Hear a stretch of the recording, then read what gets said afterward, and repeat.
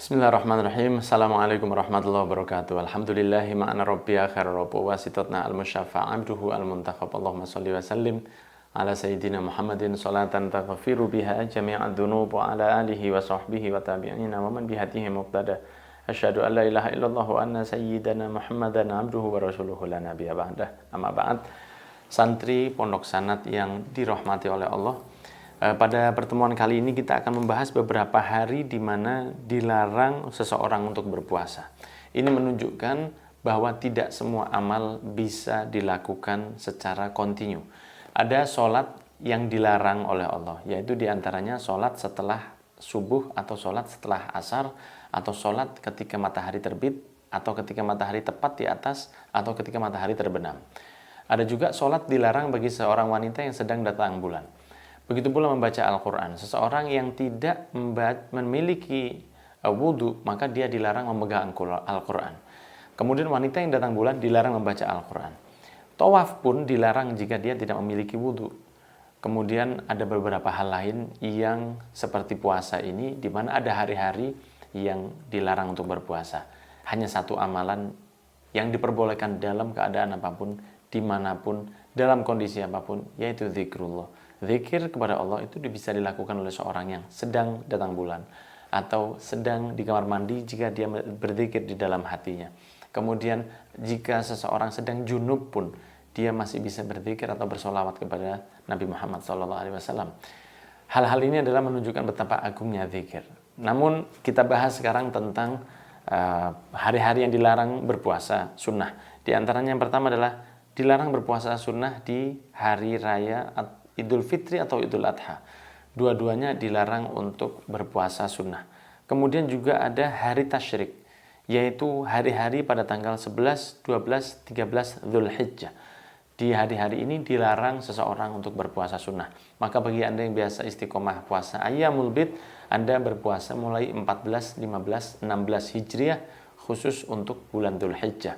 Sedangkan Muharram hingga Dzulqa'dahnya Anda berpuasa Ayyamul Bid di 13, 14, 15 dari bulan-bulan Hijriah. Kemudian yang ketiga dari hari-hari yang dilarang adalah hari-hari sejak tanggal 16 hingga 30 Sya'ban setiap tahunnya dilarang untuk berpuasa sunnah. Kecuali satu, bagi muslim yang sudah biasa puasa Senin, Kamis atau puasa Daud. Di atas 16 Sya'ban itu dilarang untuk berpuasa, kecuali bagi mereka yang sudah paling tidak setahun sebelumnya setiap minggu istiqomah Senin Kamis puasa, atau selama setahun terakhir sudah istiqomah puasa Daud. Dengan itu diperbolehkan untuk tetap berpuasa di atas 15 Sya'ban. Akan tetapi jika tidak biasa puasa, maka dilarang untuk puasa di atas tanggal 16 Sya'ban. Kemudian yang kedua, boleh juga berpuasa sunnah Sya'ban di tanggal 16 bagi orang yang nggak biasa puasa Senin Kamis jika dia puasa di tanggal 15 Sya'bannya. Jika seseorang berpuasa di tanggal 15 Sya'ban, maka dia punya syarat untuk berpuasa di tanggal 16-nya, sunnah. Jika dia puasa di tanggal 16, di mana sebelumnya dia berawal dari tanggal 15, di tanggal 17-nya dia boleh berpuasa karena sudah urut dari 15, 16, 17. Dan begitu seterusnya maksimal sampai 29 Sya'ban. Karena 30 Sya'ban itu hari yang sering menjadi hari syak, hari yang tidak mendapatkan kepastian masuk Ramadan atau tidak, dan hal itu adalah satu hari yang dilarang untuk berpuasa. Kemudian ikhwan dan akhwat yang dirahmati oleh Allah, dilarang keras untuk meninggalkan puasa atau makan di siang hari karena sesuatu yang tidak pasti. Karena hal itu merupakan dosa besar yang dilakukan oleh seorang muslim. Nabi Muhammad SAW mengatakan dalam sebuah hadis riwayat Ahmad, Man aftara yauman fi Ramadan fi ghairi rukhsatin rakhasahallah lahu falan yuqbala minhu dahru kulluh. Nabi Muhammad SAW mengatakan, barang siapa sengaja buka puasa di siang hari tanpa izin yang diberi izin oleh agama, maka nggak akan pernah dia akan bisa menebusnya walaupun dia berpuasa sepanjang hayatnya. Dan ini adalah sesuatu yang sangat mengerikan melihat bahwa Nabi Muhammad SAW dalam sebuah hadis An-Nasa'i dan At-Tabrani yang disahihkan oleh Al-Hakim, Nabi Muhammad SAW pernah diberi gambaran oleh malaikat tentang mereka yang berani untuk berbuka sebelum datangnya adzan maghrib secara sengaja tanpa uzur. Mereka seperti orang-orang yang digantung kakinya di atas dan urat-urat kakinya keluar dari kakinya, kemudian mulutnya hancur penuh darah, dan Rasulullah bertanya kepada para malaikat, ini gambaran apa wahai malaikat? Malaikat menjawab, ini gambaran umatmu yang berani untuk membatalkan puasanya dengan sengaja tanpa uzur yang diizinkan oleh agama. Bayangkan, ini bagi orang-orang yang sebelumnya sudah berpuasa, di siang hari dia tahu-tahu membatalkannya tanpa izin yang diperbolehkan. Bayangkan apa yang terjadi kepada orang-orang yang sengaja tidak puasa dari awal hari, bahkan sebulan penuh tidak berpuasa.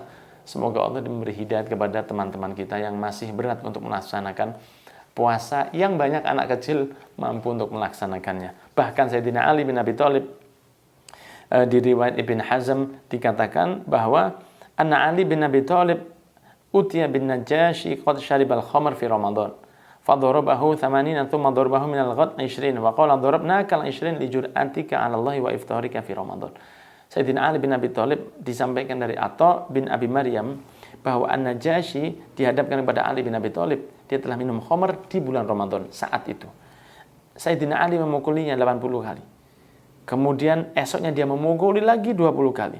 Sayyidina Ali berkata, kami memukulmu 20 kali karena kelancanganmu, kamu telah sengaja berbuka di tengah hari bulan Ramadan. Maka hal ini adalah sesuatu yang sangat berat. Padahal mereka sudah sempat berpuasa sejak pagi, hanya saja membatalkannya di siang hari. Bayangkan apa yang terjadi kepada orang-orang yang sengaja tidak berpuasa, bahkan yang mereka mengatakan bahwa enggak puasa itu yang penting kita hatinya, atau mengatakan bahwa jangan mengganggu orang yang tidak berpuasa. Ketahuilah, kita yang mayoritas di Indonesia Muslim, maka orang-orang yang berpuasa layak untuk dihormati. Kemudian ada beberapa orang yang diizinkan untuk tidak berpuasa di bulan Ramadan. Di antaranya adalah Allah Subhanahu wa taala berfirman, "Faman kana minkum maridun aw ala safarin." Barang siapa dari kalian sakit atau dalam perjalanan, fa'idatu min ayyamin ukhra, maka boleh diganti di hari yang lain. Walalladzina yutiqunahu fidyatun ta'amu miskin, faman tatawwa'a khairan fa huwa khairul lah wa an tasumu khairul lakum in kuntum ta'lamun. Ada beberapa orang yang diperbolehkan untuk tidak berpuasa, di antaranya mereka yang sedang bepergian dengan syarat-syarat yang sangat panjang, dan juga seseorang yang sedang sakit saat itu, yang jika dia dengan puasa maka akan semakin parah sakitnya. Juga bagi orang-orang yang sudah tidak mampu karena lanjut usia, maka setiap hari harus mengeluarkan fidyah beras, dan itulah yang perlu dilakukan oleh seseorang yang tidak mampu. Sedangkan bagi orang yang sakit atau orang yang sedang bepergian dengan syarat-syarat yang harus ditentukan, maka hal itu harus diganti dengan puasa di hari yang lain. Barakallahu fikum, semoga kita terjaga dari hal-hal yang membatalkan puasa kita, dan kita jadi orang-orang yang dekat dengan Nabi Muhammad dan jauh dari amal-amal orang-orang yang buruk, serta saudara-saudara kita yang masih belum berpuasa diberi hidayah oleh Allah Subhanahu wa taala.